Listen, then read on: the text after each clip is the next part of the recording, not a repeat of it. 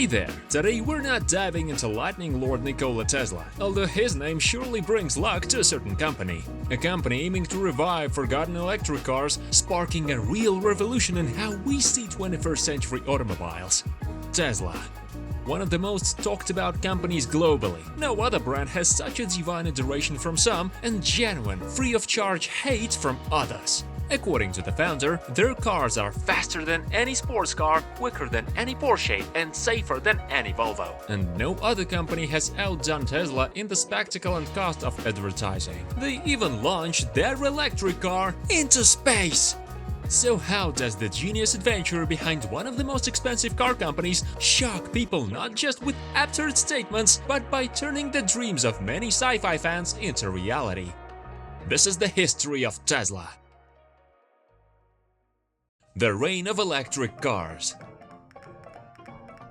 Way back in 1998, engineer Nikola Tesla invented and patented electric systems, electric motors, and more, things that now power any electric car, granted in a more advanced form. But these Tesla developments allowed us to enjoy the absolute silence of a ride and feel the power of the engine. Hard to imagine if you're not into physics, but thanks to alternating current electricity, we get to enjoy all the benefits of the modern world today. Yep, almost 120 years ago, electric cars were already cruising American streets. In 1912, there were over 38,000 of them, which made up 40% of all cars. The cars from the Anderson Electric Car Company, marketed as Detroit Electric, were hugely popular. These cars required minimal maintenance, had no radiator, carburetor or pumps, because electric cars don't need those. The best part, zero emissions into the atmosphere.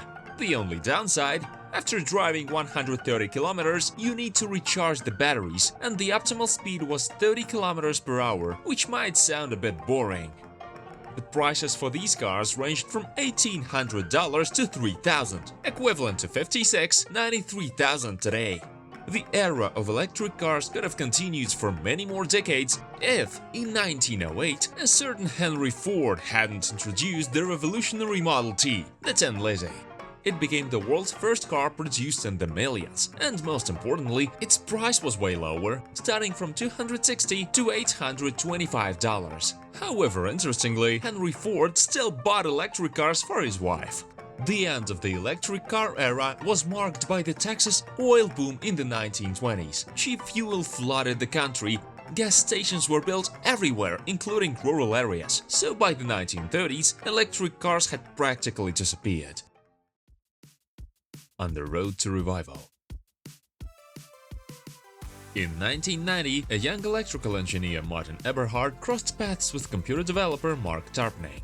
Both were just over 30, both from California, already enchanted by the magic of Silicon Valley, a time of colossal breakthroughs in computer, mobile and energy technologies.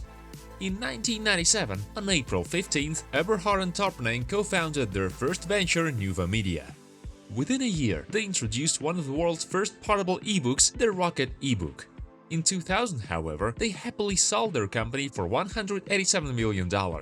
At that point, contemplating a new venture, Eberhard was going through a divorce. Odd, you might think. What does a divorce have to do with it? I was thinking that I should do what every guy does after divorce and buy a sports car. But I couldn't bring myself to buy a car that got 18 miles to the gallon, and arguments for global warming were becoming undeniable. These pivotal moments led him to explore all kinds of energy sources for cars and realized that by his calculations, electric cars turned out to be the best. Eberhard started looking for communities of electric car enthusiasts, and in his search stumbled upon AC Propulsion, a company producing electronic components for automakers. At that time, for the promotion of their new electric motor, they manually assembled their first sports electric car, T0. In terms of performance, it was on par with Ferrari F355, Corvette C5 and Porsche Carrera 4. T0 became the nucleus of the electric car revival, proving that such cars didn't have to be slow. After test driving it, Eberhard was so impressed that he urged the management to engage in mass production of T0, but the company wasn't interested. So he decided to invest $500,000 in AC propulsion and proposed taking on the development of a mass-produced car himself to significantly improve its performance. In 2003, within 6 months, Eberhard completed the modification of T0. Now the car could accelerate to 480 km per hour, weighed only 230 kilograms, reached 100 km per hour in 3.7 seconds, and could travel almost 300 kilometers without recharging. At that time, it was an excellent result. However, the cost of the car increased from $80,000 to $220,000. So AC Propulsion president Tom Gage responded that the total production cost was too high and T0 would never hit the market. But they couldn't let this superb idea fade away. So on the 1st of July 2003, Martin Eberhard, reuniting with Mark Tarpenning, founded their new company, Tesla Motors, named after the great Nikola Tesla himself. What about Elon Musk? Throughout 2003, the companions refined their idea for their future roadster, envisioning an electric car with all the qualities of a modern sports car, cost-effective for the customer and eco-friendly. To save costs initially, they decided to use the chassis of the Lotus Elise, a racing car model from the British manufacturer Lotus, and borrow some components from T0. At this point, another engineer, Ian Wright, joined them, playing a crucial role in the search for a key investor. By the beginning of 2004, all agreements and licenses were signed. The only thing left was to find $7.5 million. Through joint efforts from various funds, families and friends, they managed to raise about $1.5 million, but it was too little. No investor wanted to put such enormous money into a risky business idea, and at this point, you might expect Elon Musk to appear, right? Well, not quite. While they considered Musk as an investor, they thought he would decline immediately, considering he was too occupied with his space ideas and the colonization of Mars. Little did they know that, at the same time, Elon Musk was speeding down the road in that very T0, mentally heading their way. Is it hard to believe in such a fortuitous coincidence? After the sale of PayPal to eBay for $1.5 billion, Musk founded a new company, SpaceX, producing and launching advanced rockets and spacecraft. Yet he wanted more. He wanted to invest money in another super interesting project. Jeffrey Straubel, still unknown at the time, a young engineer captivated by the idea of creating his electric airplane and sports electric car, approached him with an offer. Musk liked only the car idea, deciding to invest, but providing only $10,000 out of the required $100,000. Straubel arranged a demonstration of the electric car's capabilities for Musk at the same place, AC Propulsion. Musk was immensely impressed with the T0 presentation, but the management once again replied that they were not interested in developing racing electric cars. Instead, they suggested Musk work on another car, the E-Box. Musk refused this option as he believed it was inferior both in power and appearance. However, the president of AC Propulsion gave Musk the contacts of Eberhard and Tarpenning. This led to the first meeting between Elon Musk and the founders of Tesla Motors. After lengthy negotiations and a superb presentation by Ian Wright, Elon Musk agreed to provide the missing $6.5 million out of $7.5 million. Bringing the relatively unknown engineer Jeffrey Straubel into the team, Musk entered the board of directors of Tesla Motors. Challenges on the path to success. Officially on October 18, 2004, the development of the Roadster electric car prototype began. The lack of experience in car manufacturing led to numerous difficulties. The electric motor had considerable dimensions, requiring significant modifications to the structure of the Lotus Elise, which, as we recall, Tesla Motors used as a base.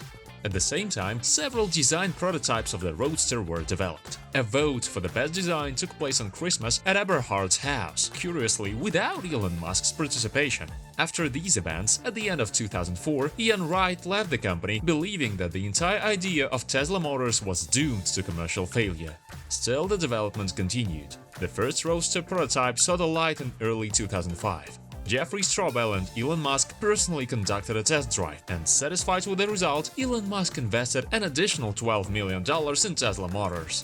A year later, other investors, including Google founders Sergey Brin and Larry Page, also invested in the sports car prototype. The total investment for the Roadster amounted to $40 million. In 2006, the documentary Who Killed the Electric Car was released, mentioning Tesla only briefly as it was too early to reveal the sports car creation process. However, the company's management understood that it was time to announce its existence. In June 2006, a closed presentation of the Roadster took place in California at Santa Monica Airport. 350 people were invited, including investors and celebrities like George Clooney, Ed Begley, Arnold Schwarzenegger, and former Disney executive Michael Eisner. At that time, only 2 cars were available for test drives, and they were still prone to breakdowns and overheating. Still, nobody noticed as the electric cars were swapped every 5 minutes. The Roadster accelerated from 0 to 100 km per hour in an incredible 3.9 seconds and promised to travel over 480 km without recharging. The presentation was highly successful, with 30 people immediately placing pre-orders for $100,000 each, and 2 weeks later there were already 97 orders. Just 6 months later, in November, the Roadster was showcased at the International Auto Show. The electric car made a splash in the media and received Times Award for the Best Invention of 2006. Martin Eberhard instantly became a star as the director of Tesla Motors. Elon Musk, on the other hand, was almost completely ignored by the press. Musk was dissatisfied with this disregard, expressed his displeasure, but work continued. Orders poured in for the company, and preparations to launch the product into the market needed acceleration. Nevertheless, the development was destined to drag on. The car wouldn't see the light before 2008 due to production problems and conflicts between Eberhard and Elon Musk. And again, challenges. Initially, Eberhard planned to deliver the Roadster to the first customers in 2006, increase production to 500 cars by 2007, and break even in 2008. However, Tesla Motors faced problems again. Suppliers from Thailand had difficulties producing batteries and electronics in the hot climate, and due to the weak transmission design, it failed after 240 kilometers. It had to be redesigned from scratch 3 times. Tesla Motors stopped paying royalties to AC Propulsion for the license used T0's development. In the middle of Roadster production, Tesla Motors stopped using the T0 electric motor as it was found to be too weak for their cars. After that, accusations were thrown at them, claiming that they initially paid for the license only for the first 500 cars and then altered the product to be independent of AC propulsion. Musk's idealism further complicated the new development. He constantly demanded modifications to the car's components or outright replacements, changing the body material to carbon fiber, lowering the doors, designing custom headlights, altering seats and the instrument panel material. Musk insisted, "We can't sell a $100 car that looks awful." The company had to build its battery production plant, calculate and pay for the transportation of electronic parts through England for transmission to Lotus, and spend money on equipment and materials. Initially, calculations showed that the production cost of the Roadster would be around $68,000 and the company would make about $30,000 from each car. However, soon it was revealed that the production cost had risen to $200,000, with only 94 out of 1,000 problems solved. Until 2007, there was no chief financial officer in the company. Eberhard solely managed the company. He admitted that financial matters got complicated, and he lacked experience in leading a 140-person company. He blamed Musk, who rarely appeared in the office, due to significant attention to SpaceX. Due to the delayed delivery of the Roadster, customers who had paid in advance for the car backed out, and the fate of Tesla Motors became uncertain as money was running out. So, what was the outcome of their endless disputes and problems? Eberhard was fired. In the book Elon Musk, Tesla, SpaceX and the Quest for a Fantastic Future, Musk recounts that Eberhard made mistakes in managing the company, allowing component prices to rise, and then concealed the seriousness of the problem from the board of directors, which he equates to fraud. Long-awaited release and change of power. At the end of 2007, the pace of activity became frenzied. People worked beyond norms and on weekends, but Elon gave no one any reprieve, believing that now is not the time to rest. To an employee who left for the birth of his child, he wrote, "That is no excuse. I'm extremely disappointed. You need to figure out where your priorities are. We're changing the world and changing history, and you either commit or you don't." On this wave, due to the loss of interest, the second founder of Tesla Motors, Mark Tarpenning, leaves the company, and Musk becomes the sole head of Tesla Motors. Finally, in February 2008, the much-anticipated Roadster is announced, the development of which took 4 years and exceeded all imaginable budgets. Production cost the company $140 million instead of the expected $25 million. Musk alone invested over $55 million. But after a few months, having released more than 500 electric cars, the company recalls 375 roadsters, which is 75% of all cars already produced. There were problems with loose wheel fastening, but the cause was quickly resolved by sending mechanics to the customer's home. And with this, it seems the black streak of Tesla Motors ended, and they became the first car company from Silicon Valley. But Elon Musk rejoiced too soon. The situation with electric car sales was complicated by conflicts with the popular Top Gear show. In one of the episodes, its presenters tested the Roadster, after which they publicly announced that instead of the manufacturer's claimed 300 kilometers, the car can cover approximately 90 kilometers on a single charge. It all ended with a legal dispute not in favor of Tesla. Nevertheless, the Roadster actually became the world's first affordable fully electric car. To simultaneously solve all the problems and lead the company out of the financial crisis, Musk negotiated a loan from the US government for $465 million and introduced the new Model S electric car priced at $60,000. It not only improved speed characteristics, but also featured a driver assistance system. In 2010, Tesla Motors conducted an initial public offering of 13.3 million shares, with over 9% of the shares immediately bought by Mercedes-Benz for $50 million. In the end, $226 million was raised, and the loan they took from the government for an 8-year term was paid off in 3 years thanks to the shares. And then get ready to track the actions of Tesla Motors at the same speed at which their electric cars accelerate. Success odds equal 10%. In 2023, during an interview with Joe Rogan, Elon Musk admitted that when he first ventured into car manufacturing, he believed Tesla's chances of success were only 10%. Whether it was unwavering faith in the project or colossal investments, Tesla managed to climb the peaks of glory against all odds.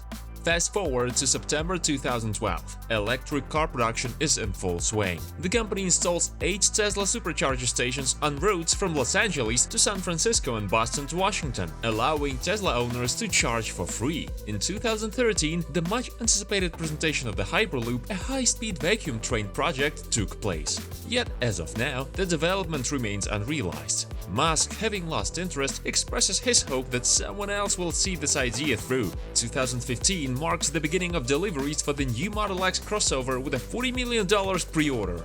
Some Tesla cars are equipped with the Autopilot semi-autonomous driving system. The company also introduces Powerwall and PowerPack, large rechargeable batteries for residential and industrial use.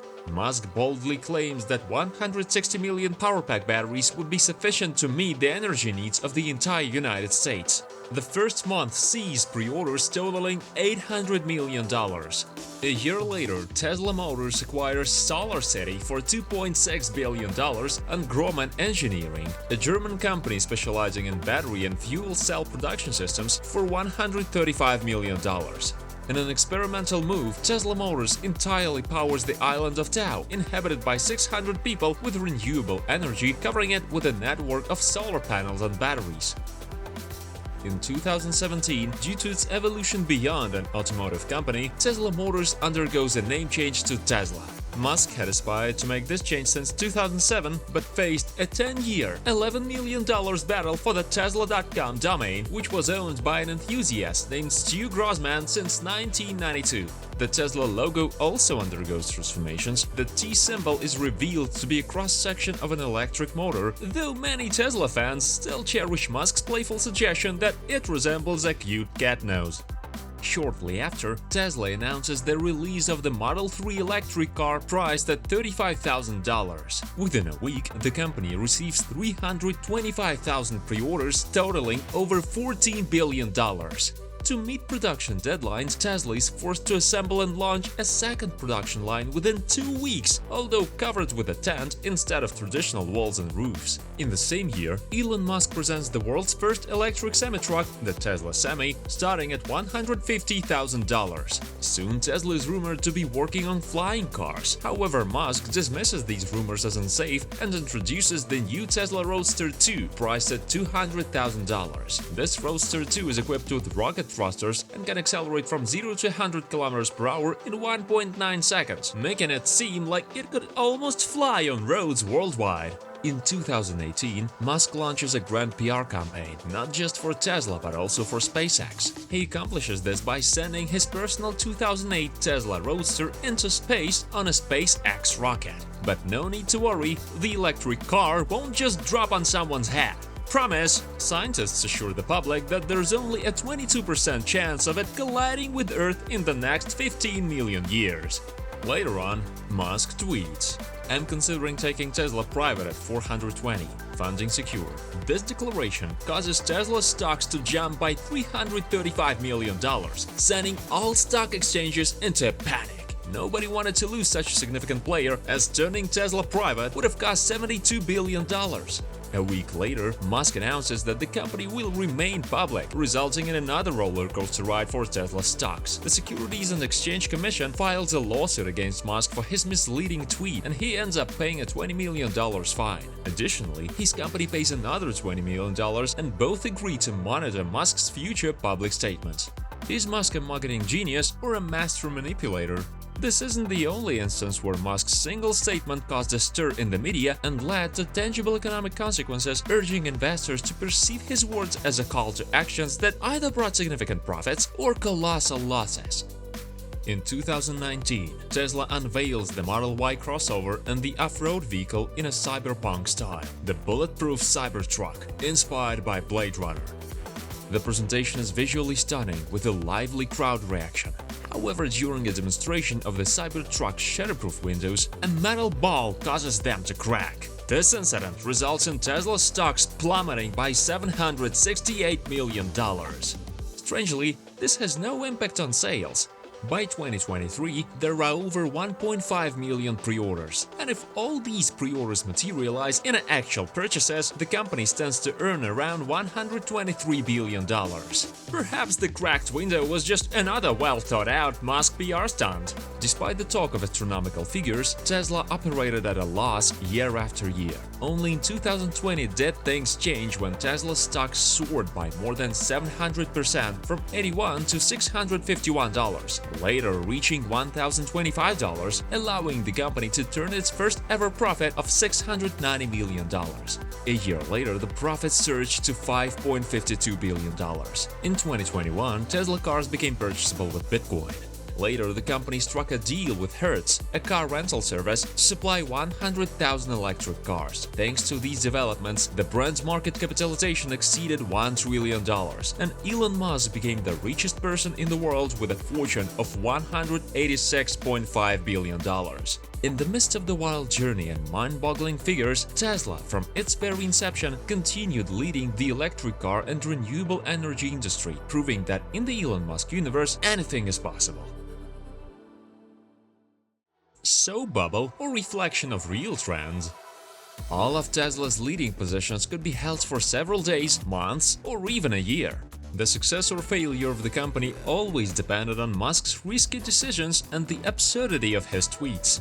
Many experts call Tesla a soap bubble that's about to burst. After all, it's impossible to constantly earn billions and at the same moment lose them and then become a leader again. It's impossible to launch a rocket unsuccessfully in one company and not lose $12.6 billion in a completely different company. It's impossible to buy Twitter for $44 billion and not decrease the value of Tesla by $126 billion. And while creating autopilots in their electric cars, it was impossible not to get into scandals related to the deaths of drivers. In the end, entering the list of the world's most expensive brands, competing with giants like Microsoft, Facebook, Apple, and Amazon. Tesla managed not only to push titans of the automotive market like Toyota, Mercedes-Benz, BMW, Ferrari, and Ford off the pedestal, but also to top the list of the most expensive car companies in the world, with a capitalization exceeding all major automakers combined.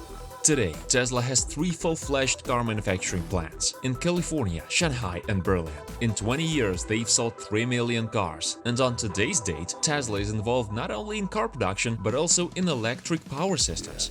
Recently, they've been developing a prototype of a general-purpose humanoid robot called Optimus, creating their own passenger transport service, Robotax, and even selling tequila.